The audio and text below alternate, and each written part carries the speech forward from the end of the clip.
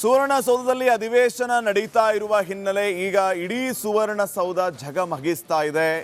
ಎಲ್ಲರೂ ಕೂಡ ಈಗ ಸುವರ್ಣಸೌಧವನ್ನ ಆಕರ್ಷಣೆಯಿಂದ ತಿರುಗಿ ನೋಡುವಂತೆ ಆಗ್ತಾ ಇದೆ. ವಿದ್ಯುತ್ ದೀಪಗಳಿಂದ ಸುವರ್ಣಸೌಧ ಫಳಫಳ ಅಂತ ಹೊಳಿತಾ ಇದೆ. ಬಣ್ಣ ಬಣ್ಣದ ಲೈಟಿಂಗ್ಸ್ಗಳಿಂದ ಕಂಗೊಳಿಸ್ತಾ ಇದೆ ಸುವರ್ಣಸೌಧ. ನೋಡುಗರ ಕಣ್ಮನ ಸೆಳೀತಾ ಇದೆ ಸುವರ್ಣಸೌಧ. ಸುವರ್ಣಸೌಧಕ್ಕೆ ಭರ್ಜರಿ ದೀಪಾಲಂಕಾರವನ್ನ ಮಾಡಿದ್ದಾರೆ. ವಿದ್ಯುತ್ ದೀಪಾಲಂಕಾರದಿಂದ ಕಂಗೊಳಿಸ್ತಾ ಇದೆ ಸುವರ್ಣಸೌಧ. ನೋಡಿ, ದೃಶ್ಯಗಳನ್ನು ಗಮನಿಸ್ತಾ ಇದ್ದೀರಿ. ಬೆಳಗಾವಿಯ ಸುವರ್ಣಸೌಧ ಲೈಟಿಂಗ್ಸ್ ಇಂದ ಯಾವ ರೀತಿ ಕಂಗೊಳಿಸ್ತಾ ಇದೆ ಅಂತ ಹೇಳಿ. ಚಳಿಗಾಲದ ಅಧಿವೇಶನ ಇವತ್ತಿನಿಂದ ಅಲ್ಲಿ ಆರಂಭ ಆಗಿದೆ. ಈ ಹಿನ್ನೆಲೆ ಇಡೀ ಸುವರ್ಣಸೌಧ ವಿದ್ಯುತ್ ದೀಪಗಳಿಂದ ಝಗಮಗಿಸ್ತಾ ಇರುವಂತಹ ದೃಶ್ಯಗಳನ್ನು ಗಮನಿಸ್ತಾ ಇದೆ.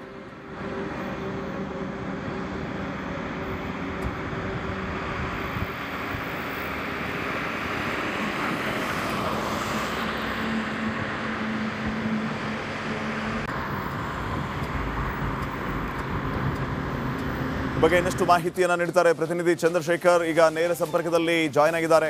ಚಂದ್ರಶೇಖರ್, ಗಮನಿಸ್ತಾ ಇದ್ದೀವಿ ಸುವರ್ಣಸೌಧ ಅಧಿವೇಶನ ಆರಂಭ ಆಗಿರುವ ಹಿನ್ನೆಲೆ ವಿದ್ಯುತ್ ದೀಪಾಲಂಕಾರಗಳಿಂದ ಕಂಗೊಳಿಸ್ತಾ ಇರೋದು ಒಂದು ಕಡೆ ಆದರೆ, ಎಷ್ಟು ತರಹೇವಾರಿ ಲೈಟ್ಗಳಿದೆಯೋ ಅಷ್ಟೇ ತರಹೇವಾರಿ ಚರ್ಚೆಗಳು ಕೂಡ ಇವತ್ತಿನ ಚಳಿಗಾಲದ ಅಧಿವೇಶನದಿಂದ ಆರಂಭ ಆಗ್ತಾ ಇದೆ. ಕುರ್ಚಿ ಕಿತ್ತಾಟ, ಅನುದಾನ, ರೈತರ ಗೋಳಾಟ ಇತ್ಯಾದಿ ಇತ್ಯಾದಿ ವಿಚಾರಗಳು. ಕೇವಲ ಲೈಟಿಂಗ್ಸ್ಗೆ ಮಾತ್ರ ಸೀಮಿತ ಆಗಬಾರದು ಸುವರ್ಣಸೌಧದ ಈ ಕಲಾಪ. ಎಲ್ಲರಿಗೂ ನ್ಯಾಯ ಸಿಗಬೇಕು, ಎಸ್ಪೆಷಲಿ ಉತ್ತರ ಕರ್ನಾಟಕಕ್ಕೆ. ಈ ನಿಟ್ಟಿನಲ್ಲಿ ಯಾವ ರೀತಿ ಸರ್ಕಾರದಿಂದ ನಾವು ನಿರೀಕ್ಷೆಯನ್ನ ಮಾಡಬಹುದು?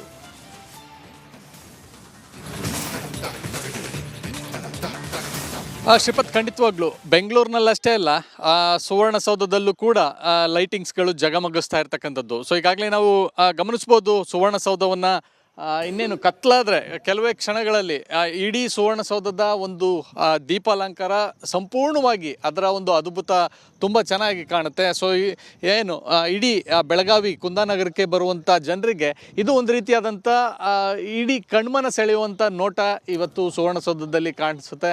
ಸೊ ಬೆಂಗಳೂರಿನಲ್ಲೂ ಒಂದು ಕಡೆ ಏನು ಬಂದಂಥವ್ರಿಗೆ ಭಾಳ ಅದ್ಭುತವಾಗಿ ಕಾಣಿಸಿದ್ರೆ, ಬೆಳಗಾವಿಯಲ್ಲಿರ್ತಕ್ಕಂಥ ಸುವರ್ಣಸೌಧವು ಕೂಡ ಅಷ್ಟೇ ಅದ್ಭುತವಾಗಿ ಕಾಣಬೇಕು ಅನ್ನುವಂಥ ನಿಟ್ಟಿನಲ್ಲಿ ಎಲ್ಲ ರೀತಿಯಾದಂಥ ತಯಾರಿಗಳನ್ನು ಕೂಡ ಮಾಡ್ಕೊಂಡಿರ್ತಕ್ಕಂಥದ್ದು. ಈಗಾಗಲೇ ಲೈಟ್ಗಳನ್ನು ಆನ್ ಮಾಡಿದ್ದಾರೆ. ಆದರೆ ಇನ್ನು ಕೆಲವೇ ಕ್ಷಣಗಳಲ್ಲಿ ಆ ಒಂದು ಕತ್ತಲು ಆವರಿಸ್ತಿದ್ದಂತೆ ಸಂಪೂರ್ಣವಾಗಿ ಜಗಮಗಿಸುತ್ತೆ. ಸೊ ಈಗಾಗಲೇ ತಾವು ಕೂಡ ನೋಡ್ಬೋದು ಮತ್ತು ವೀಕ್ಷಕರು ಕೂಡ ನೋಡ್ಬೋದು, ಒಂದು ರೀತಿಯಾದಂಥ ಕಳೆಗಟ್ಟುವಂಥ ರೀತಿಯಲ್ಲಿ ಲೈಟಿಂಗ್ಸ್ಗಳನ್ನು ಹಾಕಿರ್ತಕ್ಕಂಥದ್ದು. ಸೊ ಆ ಒಂದು ಲೈಟಿಂಗ್ಸ್ ಒಂದು ರೀತಿ ಕಣ್ಮನ ಸೆಳೆಯುವಂಥದ್ದು ಕೂಡ ಹೌದು.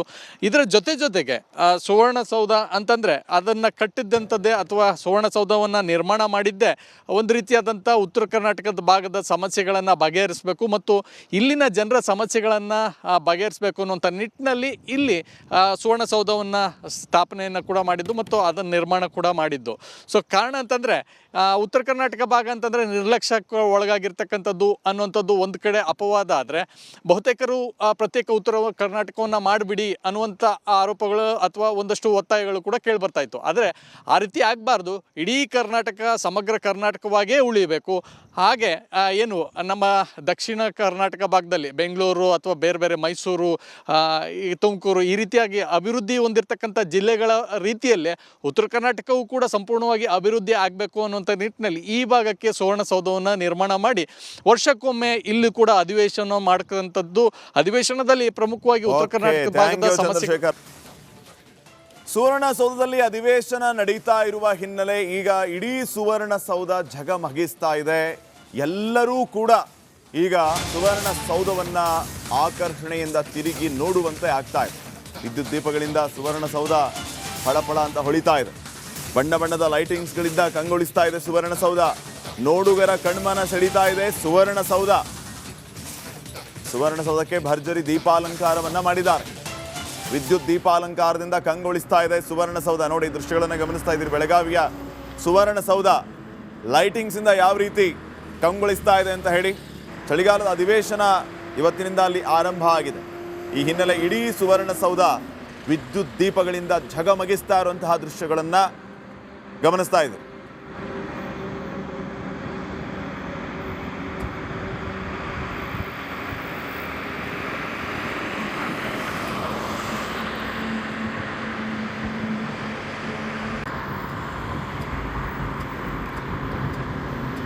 ಬಗ್ಗೆ ಇನ್ನಷ್ಟು ಮಾಹಿತಿಯನ್ನು ನೀಡ್ತಾರೆ ಪ್ರತಿನಿಧಿ ಚಂದ್ರಶೇಖರ್. ಈಗ ನೇರ ಸಂಪರ್ಕದಲ್ಲಿ ಜಾಯ್ನ್ ಆಗಿದ್ದಾರೆ.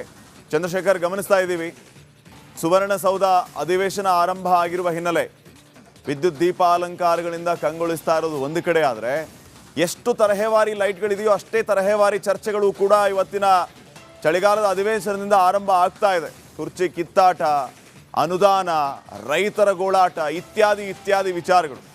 ಕೇವಲ ಲೈಟಿಂಗ್ಸ್ಗೆ ಮಾತ್ರ ಸೀಮಿತ ಆಗಬಾರದು ಸುವರ್ಣಸೌಧದ ಈ ಕಲಾಪ. ಎಲ್ಲರಿಗೂ ನ್ಯಾಯ ಸಿಗಬೇಕು, ಎಸ್ಪೆಷಲಿ ಉತ್ತರ ಕರ್ನಾಟಕಕ್ಕೆ. ಈ ನಿಟ್ಟಿನಲ್ಲಿ ಯಾವ ರೀತಿ ಸರ್ಕಾರದಿಂದ ನಾವು ನಿರೀಕ್ಷೆಯನ್ನ ಮಾಡಬಹುದು?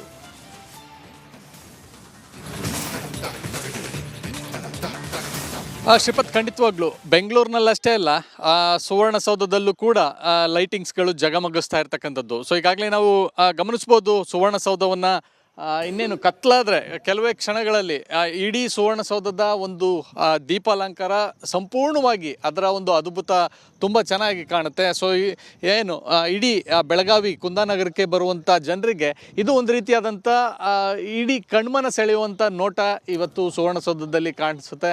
ಸೊ ಬೆಂಗಳೂರಿನಲ್ಲೂ ಒಂದು ಕಡೆ ಏನು ಬಂದಂಥವ್ರಿಗೆ ಭಾಳ ಅದ್ಭುತವಾಗಿ ಕಾಣಿಸಿದ್ರೆ, ಬೆಳಗಾವಿಯಲ್ಲಿರ್ತಕ್ಕಂಥ ಸುವರ್ಣಸೌಧವು ಕೂಡ ಅಷ್ಟೇ ಅದ್ಭುತವಾಗಿ ಕಾಣಬೇಕು ಅನ್ನುವಂಥ ನಿಟ್ಟಿನಲ್ಲಿ ಎಲ್ಲ ರೀತಿಯಾದಂಥ ತಯಾರಿಗಳನ್ನು ಕೂಡ ಮಾಡ್ಕೊಂಡಿರ್ತಕ್ಕಂಥದ್ದು. ಈಗಾಗಲೇ ಲೈಟ್ಗಳನ್ನು ಆನ್ ಮಾಡಿದ್ದಾರೆ, ಆದರೆ ಇನ್ನು ಕೆಲವೇ ಕ್ಷಣಗಳಲ್ಲಿ ಆ ಒಂದು ಕತ್ತಲು ಆವರಿಸ್ತಿದ್ದಂತೆ ಸಂಪೂರ್ಣವಾಗಿ ಜಗಮಗಿಸುತ್ತೆ. ಸೊ ಈಗಾಗಲೇ ತಾವು ಕೂಡ ನೋಡ್ಬೋದು ಮತ್ತು ವೀಕ್ಷಕರು ಕೂಡ ನೋಡ್ಬೋದು, ಒಂದು ರೀತಿಯಾದಂಥ ಕಳೆಗಟ್ಟುವಂಥ ರೀತಿಯಲ್ಲಿ ಲೈಟಿಂಗ್ಸ್ಗಳನ್ನು ಹಾಕಿರ್ತಕ್ಕಂಥದ್ದು.